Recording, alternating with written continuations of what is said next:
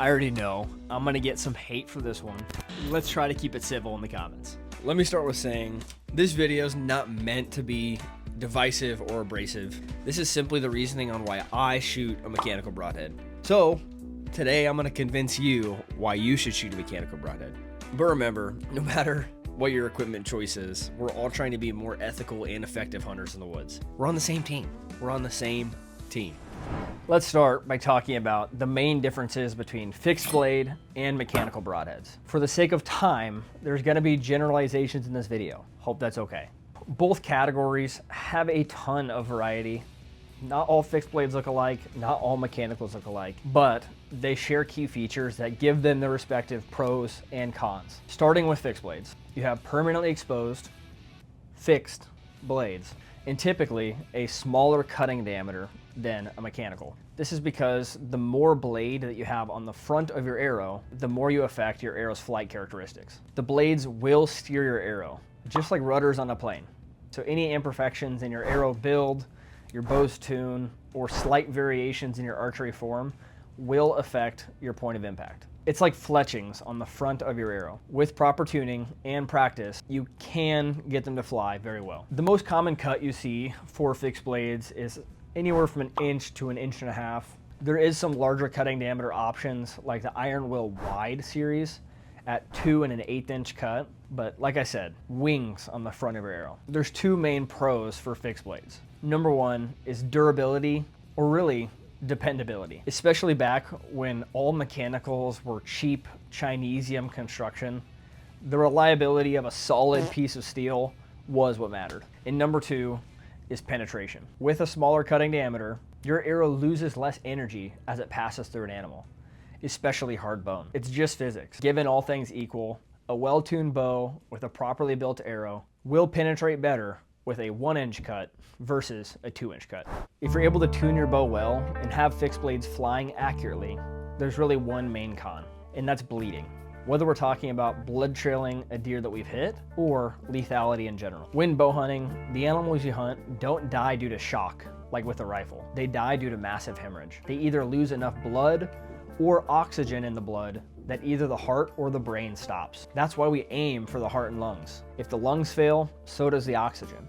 And if you hit the direct source of the blood, the heart, it can be an even more effective and ethical shot. When using a small cutting head, like most fixed blades, the damage done or potential for blood loss is lessened. If you center punch the heart, does that matter? No, obviously not. But if you're human like the rest of us and hit anything else, yes, it does matter. Now to mechanicals. Mechanicals typically have a smaller profile for flight and expand into a larger cutting diameter upon impact. This means you have less rudder effect on your arrow and ideally more damage or blood loss for ethical bow hunting. Now let me be clear. Am I saying literally everyone should be shooting mechanicals? No. Lower energy bow setups would not be wrong for sticking with the penetration that fixed blades excel at. Or if you're hunting massive game and penetration is the deciding factor. But if you're in the most common range, 65 to 80 pounds, 27 to 30 inches of draw length, hunting medium game, especially deer, you should be shooting a mechanical broadhead. Now, the most important factor for lethality will always be accuracy, hitting where you're aiming.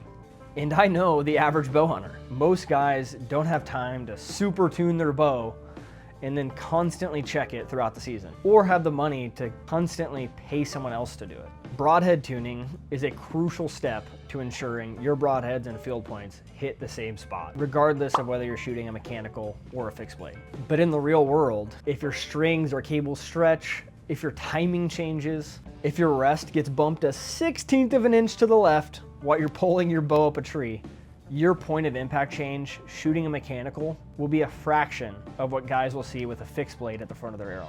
Most mechanicals just have better flight characteristics. Now, I know people have some concerns with mechanicals. I was one of those people. The concerns are typically the same pros that I listed for the fixed blade. 1, durability or dependability, and 2, penetration. When mechanicals were first coming out, there were some garbage being put on the market. I'm talking soft aluminum components and butter knife blades. But now there's tons of options out there for broadheads with steel or titanium construction that are virtually indestructible, and blades that'll cut you if you look at them wrong. There are low quality broadheads, expandable or not, but dependability isn't a common problem with popular modern broadheads. When it comes to penetration, the major factor will always be cut size. Some broadheads, particularly front deploying broadheads, do take some energy out of your arrow as they deploy. Some people have a ton of success with them, but I choose to avoid them. Pass-throughs are never a bad thing. 2 holes is always better than 1. Right? Right. If we're talking about a double lung shot, especially blood trailing, 2 holes will usually result in more blood on the ground, which means an easier tracking job and increased likelihood of recovery. But what if it's not a double lung shot? What if the deer's angle meant you only get 1 lung, or worse, you miss the vitals? Sadly, it happens way more than people would like you to think. I've got a couple situations I want to run you through. So we're looking at the same image here. And here's the deer's rough vital area, the lungs and the heart. Now I want to talk about which hypothetical shots I'd prefer to shoot a fixed or a mechanical broadhead. To make that easy, this tealish color will be for mechanicals, and this orange will be where I'd prefer to shoot a fixed blade. Now everybody knows the worst spot to try to get a giant cut through is this front shoulder. I definitely prefer to have a fixed blade to get through that. But if I hit anything else, what's better? The larger cut. With a larger cut, if I make a perfect double lung shot, I get more blood to track. And if I make a bad shot, I have more opportunity for blood loss and thus a higher chance to harvest that animal. The reality is, if you hit here, your broadhead choice is not the deciding factor whether that hit is lethal or not lethal. If you put any hole in the lungs, pneumothorax or tension pneumothorax is almost guaranteed to kill that animal. There is exceptions. The blood trails or recovery distance may be different, but not necessarily whether that shot is lethal. Now, let's talk about the numbers. The average deer width is 24 inches at the shoulder. An 1.25 inch cut fixed blade like a Q80 Exodus will result in 30 inches of tissue cut on a complete pass-through. Compare that to a 2.3 inch sever like I'm using this here. Oh, Lord. Ooh. Caffeine break.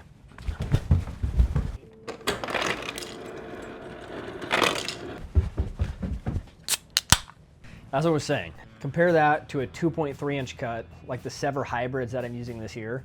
At 24 inches, that's 55.2 inches. That's an 84% increase in cut. Almost double the potential blood loss and a hugely increased chance of recovery. And because this large cutting broadhead flies like a small broadhead, I don't have the accuracy issues like if I had a 2.3 inch fixed blade on the front of my arrow. Remember, this is showing where fixed or mechanical heads have the advantage. But this is from the ground, at eye level. Most of us hunt from tree stands. So taking a look at some great footage from the hunting public, you can see how that downward angle actually shrinks that front shoulder out of the way of the vitals. Mechanicals get an even larger advantage from that downward angle. Ted is such a killer. I mean, all the THP guys are awesome. And you can see, with the fixed blade that he's using, he punches right through that shoulder and that deer ends up falling over in sight. So here's one that I pulled from Seek 1. As usual, hunting a deer bigger than most of us will ever see. Same thing. That shoulder becomes a smaller block of the vitals the higher you get. For me, it's a no-brainer. The mechanical gives you the advantage here. And Lee's mechanical actually punches right through that scapula. It's not like quality expandables can't make it happen. So where does a fixed blade get its advantage? 1/4 shot from the ground. So in this shot, here's the vitals, but here's the shoulder. Would I want a smaller fixed blade here? It definitely gets a lot closer. I can see the advantage you'd get here. And I can see why guys who hunt really close up from the ground could benefit. And this is actually the reason why I was a diehard fixed blade guy. The shot selection that it negates. Jeez. But then someone showed me the math. And this isn't a shot that I'd be excited to take with that shoulder in the way. But even if it does limit my penetration, let's take the same 1.25" head that penetrates 30 inches of tissue. Because of the angle, it'll get more than that previous 24 inches. That's 37.5 inches of overall cut. Then let's take 10 inches of penetration off, 20 inches of penetration, no pass-throughs, and for simplicity, that same 2.3 inch sever. That puts you at 46 inches of overall cut. That's a 22% increase in cut or potential blood loss with a 33% reduction in penetration. And this is a hypothetical situation. Am I saying that a larger broadhead can't or won't get that same pass-through? Of course not. I'm giving a worst case scenario, especially with a 70+ pound bow and a good arrow setup. A large broadhead can and often does penetrate hard bone. Sadly, lots of game animals are hit and lost every year. Lethally hit with no blood trail to track it, or non-lethally hit outside the vitals. There's an entire industry for dog tracking and now even drone deer recovery. The fact is, most hunters are not getting the perfect heart shot every time, myself included. But when you do get it, I mean, it's awesome. I got him! Oh my gosh, I hit him! Yes! Yes! Should everyone always shoot a mechanical? No.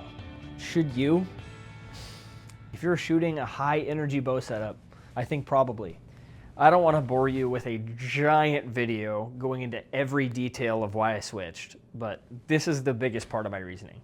There's a ton of discussion, and there probably always will be, and then that's okay. Guys, with hunting, it's almost always the Indian and not the arrow. Practice often and use the equipment that most suits your needs. Use what gives you the most confidence. What setup are you using this year? Drop it in the comments below and we can have a mostly friendly discussion. Whether you like expandables or fixed blade broadheads, leave a like for the YouTube algorithm and be sure to subscribe as we chase the adventures that these animals take us on. Thank you for being here and may God bless you all.